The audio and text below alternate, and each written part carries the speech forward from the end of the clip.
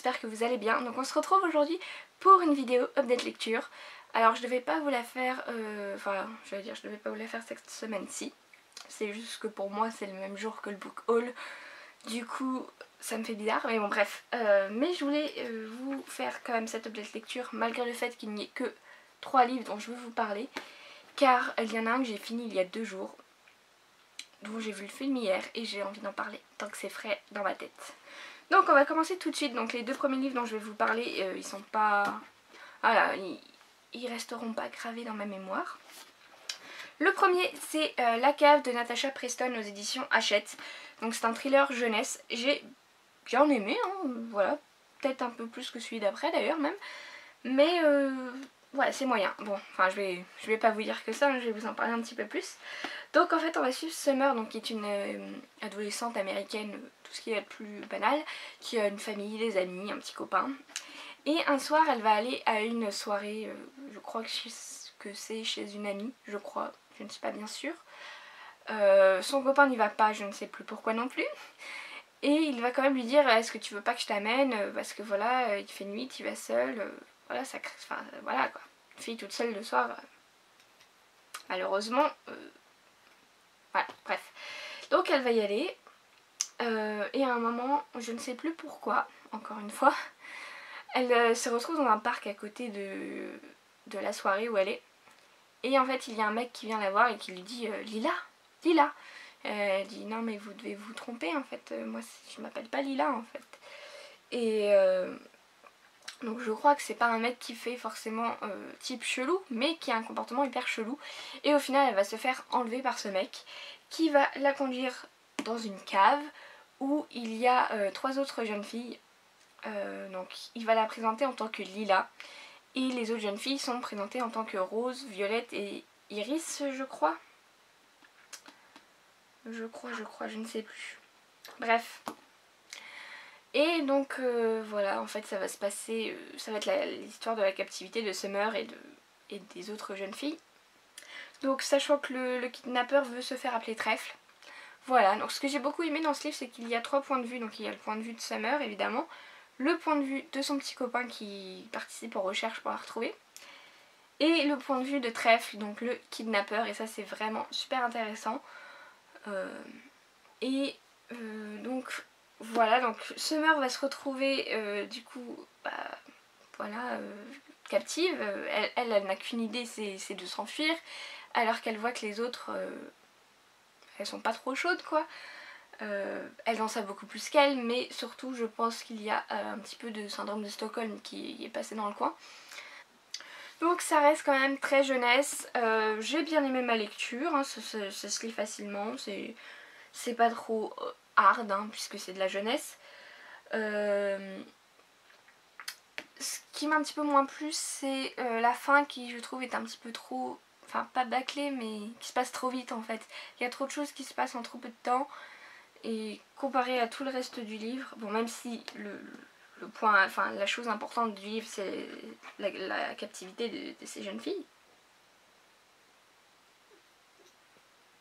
Et voilà, et d'ailleurs oui, elles sont captives, mais elles ne sont pas prisonnières en mode je fais rien de la journée. La cave est un petit peu aménagée comme un appartement, c'est-à-dire qu'il y a une pièce à vivre, une salle de bain, une chambre, enfin voilà quoi, de quoi faire rêver les jeunes filles qui doivent tout nettoyer. Voilà, limite on peut manger par terre parce que le kidnappeur est, bon bah, on comprend très vite qu'il a un petit pet au casque, hein, et que il est obsédé par la saleté, par les microbes et tout. Il vient manger avec elle le matin et le soir, et le week-end aussi le midi. Voilà, il s'imagine un petit peu que c'est sa famille avec... voilà, il rêve d'une famille parfaite. Enfin, j'ai envie de dire, gars, pour un américain de base, une famille parfaite, c'est pas d'avoir 3 femmes. Mais bon. Et donc, voilà, j'ai bien aimé, mais... j'ai pas adoré, voilà. Mais j'ai déjà dans ma palle un autre livre de Natasha Preston. Je sais plus si j'en ai déjà parlé. Non d'ailleurs, enfin j'allais dire je vous spoil le book haul, mais non, vous avez dû le voir la semaine dernière du coup, donc ça va. Ensuite j'ai lu le 2e tome de Meg Corbin de Anne Bishop, donc qui s'appelle Volet Noir. Donc je vais pas trop vous parler de ce livre puisque c'est un tome 2, j'ai pas envie de vous spoiler ce qui se passe dans le tome 1. Ouh, mon marque-page. Tout ce que je dirais c'est que j'ai beaucoup moins aimé que le tome 1. Donc il faut savoir que Meg Corbin, c'est pas des livres où il y a énormément d'action, hein, c'est assez plat pendant tout le livre avec un petit peu d'action sur la fin. Ça a été le cas ici aussi. Mais je sais pas, l'histoire m'a beaucoup moins plu. Il est quand même plus petit que le tome 1 et je suis restée quasiment 2 semaines dessus. J'ai eu énormément de mal à le lire en fait, à me mettre dedans. Bon, enfin voilà, c'est écrit tout petit en plus. Hein. Mais le tome 1 c'était un petit peu mieux passé. Et là, j'ai moins aimé. Je lirai la suite hein, parce que l'histoire m'intéresse beaucoup. Mais je sais pas, ça m'a non plu. Donc maintenant on va attaquer le vif du sujet, le dernier livre que j'ai lu, donc que j'ai fini il y a 2 jours. Et dont j'avais énormément envie de vous parler, donc c'est Il faut qu'on parle de Kevin de Lionel Shriver. Donc je vais essayer d'un petit peu d'organiser mes pensées parce que j'ai beaucoup de choses à dire et j'ai pas envie de m'emmêler dans ce que je vais dire. Oui, Sushi. Non mais viens pas mettre tes poils sur mon t-shirt, mon Sushi. Oh. Allez, reste là si tu veux, mais viens pas sur moi, non. Bon, aucune autorité. Donc, il faut qu'on parle de Kevin. Donc, je vais d'abord vous parler de comment j'ai entendu parler de ce livre. Donc, j'en ai entendu parler dans une vidéo de Opaline. Une vidéo qui s'intitulait 5 livres qui mettent mal à l'aise. Voilà, comme ça le ton est donné. Et en fait, elle disait que ce qui avait retenu mon attention... Bon, ça suffit, hein. Ce qui avait retenu mon attention, c'est qu'elle disait que si on avait une phobie de la maternité, de la grossesse et tout, que c'était pas un livre qui allait nous aider. Et je suis bien d'accord. Donc voilà, donc je m'étais dit... Non mais, hé, qu'est-ce que tu fais? Je m'étais dit que... Vu que moi je sais pas trop me positionner vis-à-vis de ça, enfin... ça suffit, arrête de m'attaquer. Je ne sais pas trop où me positionner vis-à-vis de mon propre choix sur le sujet. Donc je m'étais dit que ça peut être intéressant. Je sais pas, j'ai un petit peu une fascination, pas morbide mais malsaine pour tous les livres qui dégoûtent d'être mère. Voilà. Et du coup je l'avais mis dans un coin de ma tête. Et je l'avais un petit peu oublié. Et récemment j'ai eu quelques jours où, pour une raison que j'ignore, je sais pas, je me voyais avec un enfant. Et je me suis dit ça va pas d'avoir ces pensées là, surtout, enfin j'ai pas envie de ça maintenant quoi. Et j'ai pas envie de... Voilà, j'avais envie de me dégoûter un petit peu, du coup je me suis dit tiens si je lisais ce livre. Voilà. Donc, on va revenir au livre et après au film. Puisque oui, comme pour La fille du train, j'ai enchaîné livre et film. Donc on va suivre en fait, donc c'est un roman épistolaire donc de Eva Cacciadorian qui écrit à son ex-mari. Voilà, à propos, enfin pas que ça, mais à propos de leur fils Kevin. Donc on le sait assez rapidement, même je crois dans la 4e de couverture, donc ça ne spoile pas, mais Kevin en fait est un adolescent de 16 ans qui a commis un massacre dans son lycée. Et donc forcément ça a impacté sa mère, mais voilà, du coup elle va écrire à son ex-mari pour parler de tout, en fait, de toute sa vie, enfin toute la vie de Kevin jusqu'à ce qu'il soit arrivé cette chose, tout en ayant son ressenti, son avis, sa version des choses. Parce que Kevin et sa mère ont une relation pas saine du tout, limite toxique j'ai envie de dire. Et donc en fait Eva, donc, qui était une jeune femme qui était PDG de sa boîte, qui avait une entreprise de guides de voyage, voilà, qui voyageait partout dans le monde pour écrire ses guides. Elle a rencontré donc son mari, je crois, dans sa jeune trentaine, lui qui est, je ne sais plus c'est quoi le terme exact, mais en gros, enfin il a un boulot de rêve, hein. Franchement j'aimerais trop faire ça. Il travaille pour des boîtes qui font des pubs, et en fait il doit aller faire du repérage de lieux pour, voilà, pour des pubs. Donc c'est-à-dire si on lui dit j'ai besoin d'un vignoble français pour faire une pub, il doit trouver ça dans les États-Unis. C'est trop bien comme boulot. Donc bref, il fait ça et donc voilà, ils se sont rencontrés, ils sont tombés follement amoureux. Eva ne voulait pas spécialement d'enfant puisque c'est une femme ambitieuse qui veut mettre sa carrière en priorité, puis même juste elle ne veut, c'est pas quelque chose qu'elle veut. Sauf qu'il va se passer un événement à un moment qui va lui faire un petit peu changer d'avis, temporairement, mais où elle va quand même du coup tomber enceinte.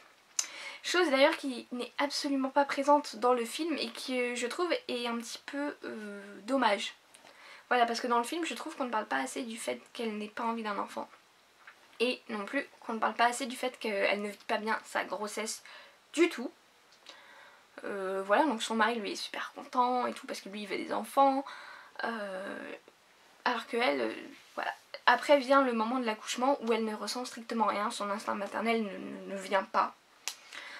Et alors que son mari lui il est à fond avec le gamin. Et le problème c'est que ce n'est pas que de son côté à elle, c'est à dire que dès que Kevin naît, il rejette sa mère, il ne veut pas prendre son sein pour qu'elle l'allaite. Voilà, il a vraiment un rejet lui-même de sa mère. Et donc on va suivre du coup leur vie qui est semée d'embûches, hein, j'ai envie de dire, puisque Kevin est vraiment un garçon... ça va au-delà du mot difficile en fait. Et le pire c'est que c'est un gamin très intelligent qui sait jouer des rôles, c'est-à-dire que devant son père ça va être le petit garçon parfait et devant sa mère il va révéler sa vraie personnalité. Donc j'ai eu un petit peu de mal à me mettre dans le livre puisque ce n'est pas la plume de Lionel Shriver qu'on lit, c'est la plume de Eva Gatchadorian et ça se ressent. C'est-à-dire que voilà, c'est une femme un petit peu... Bon, c'est des nouveaux riches un petit peu ces gens, mais voilà, elle se sent un petit peu supérieure. Voilà, d'ailleurs par rapport aux Américains, hein, par exemple. Elle est américaine mais d'origine arménienne. Et c'est vrai qu'elle considère les Américains comme un petit peu cons. La plupart tous des gros qui font que bouffer. Voilà, des gens un petit peu basiques quoi, un petit peu bêtes. Et donc elle se sent un petit peu au-dessus. Et voilà, enfin du coup elle a une certaine un petit peu condescendance et elle aime bien utiliser des expressions et des mots, voilà, faire des périphrases, des machins, enfin bref. Parce que voilà, sachant que j'ai lu sur ma Kindle du coup, mais il y a des chapitres où du coup chaque chapitre est une lettre. J'avais des chapitres qui duraient une demi-heure des fois. Donc voilà, elle aime bien écrire, bref. Surtout qu'à chaque fois du coup, quand elle écrit une lettre, elle parle de sa vie actuelle. Elle remonte aussi dans le temps pour parler de leur vie avec Kevin, mais elle va aussi remonter le temps des fois quand elle parle de leur vie à tous les deux. C'est Inception version lettre. Enfin version... ouais, voilà. Mais c'est vraiment un livre que j'ai vraiment aimé, qui est tout autant fascinant qu'angoissant, qui aborde de nombreux thèmes, j'ai envie de dire, assez importants, comme le non-désir d'enfant, l'instinct maternel, et le fait que d'avoir un enfant, on le ressente comme un fardeau qui nous empêche en fait de vivre notre vie. Puisque c'est un petit peu ça. Et alors, normalement je vous ai mis la couverture avec l'affiche du film, puisque moi j'ai la couverture que j'ai super moche hein, sur ma Kindle. Mais du coup j'ai su la tête des personnages avant de commencer le film, le livre, pardon.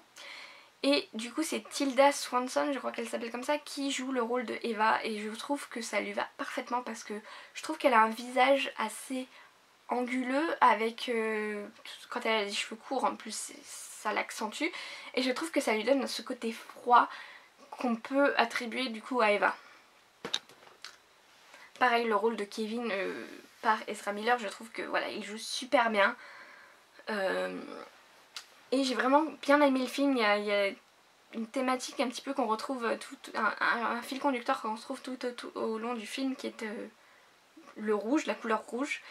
Il y a une bande son vraiment qui clairement se détache totalement de ce qui se passe dans l'histoire, mais que j'ai vraiment beaucoup aimé aussi. Mais voilà, forcément c'est un film, du coup il y a des détails qu'on passe, et je vous ai dit le déclencheur qui fait qu'elle veuille un enfant, Je trouve qu'il est super important et c'est totalement absent du film en fait. Et voilà, c'est un... vraiment, j'ai vraiment beaucoup aimé.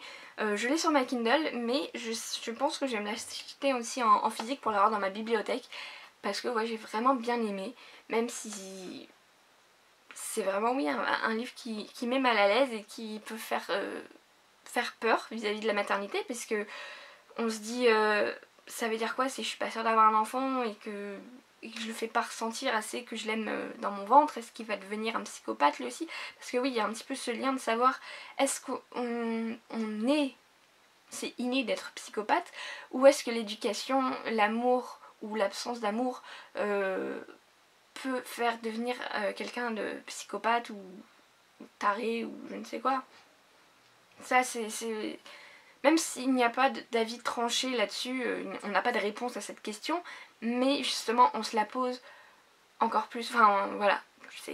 En tout cas je ne suis pas bien sûre d'avoir réussi à en parler aussi bien que j'aurais voulu, mais j'espère vous avoir quand même donné envie de vous intéresser à ce livre, même si bon, il n'est pas forcément très facile, hein, il y a quelques passages en plus un petit peu hard, hein, surtout à un moment... dans une des lettres, elle décrit exactement ce que Kevin a fait dans son lycée. Voilà, mais je vous le conseille si vous n'êtes pas trop sensible sur ce sujet-là de la maternité. C'est vraiment un très bon livre. Ah, et je voulais aussi ajouter l'auteur, donc qui s'appelle Lionel Shriver. Avec un nom pareil, j'étais persuadée en fait que c'était un homme. Et au début du livre, j'étais un petit peu mal à l'aise. Je me suis dit, comment est-ce qu'un homme peut déjà savoir aussi précisément ce que peut ressentir une femme sur le sujet, mais aussi avoir la prétention de se mettre à la place d'une femme vis-à-vis de ça. Et en fait, Lionel Shriver est une femme, donc ça reprend un petit peu sens. Voilà, après, c'est peut-être un petit peu d'ailleurs condescendant de dire comment est-ce qu'un homme peut avoir la prétention d'écrire sur un sujet tel que cela, c'est-à-dire quelque chose qu'un homme ne pourra jamais ressentir. Je sais pas, peut-être que oui, un bon auteur pourrait réussir à se mettre à la place d'une femme, mais non, je trouve ça quand même un petit peu... Mais bon, bref, de toute manière, c'est une femme, donc je trouve que voilà, elle a totalement son mot à dire là-dessus. Je ne sais pas si elle est mère, cette autrice, mais voilà. Et malgré le fait que ça puisse sembler vraiment réel, c'est totalement de la fiction, hein, ce n'est pas inspiré d'une histoire vraie ou quoi. Donc voilà tout le monde, je vais vous laisser et on se retrouve très bientôt pour une prochaine vidéo. Salut!